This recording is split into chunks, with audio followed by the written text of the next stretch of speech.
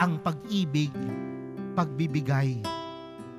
Walang umiibig o walang nagmamahal na hindi nagbibigay. At ang Diyos nagbigay dahil sa kanyang pag-ibig.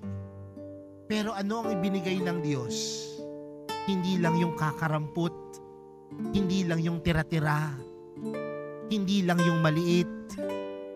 Bagkus ang binigay ng Diyos ay yung pinaka-espesyal, yung pinakamaganda, at yun ay walang iba kundi ang kanyang nag-iisang anak. Dahil ang pag-ibig, kapag nagbibigay, hindi maliit, kundi yung pinakamaganda at pinaka-espesyal. Kaya ganyan ang pag-ibig ng Diyos. Nagbibigay ng buong buo, ng pinakamaganda at pinaka-espesyal.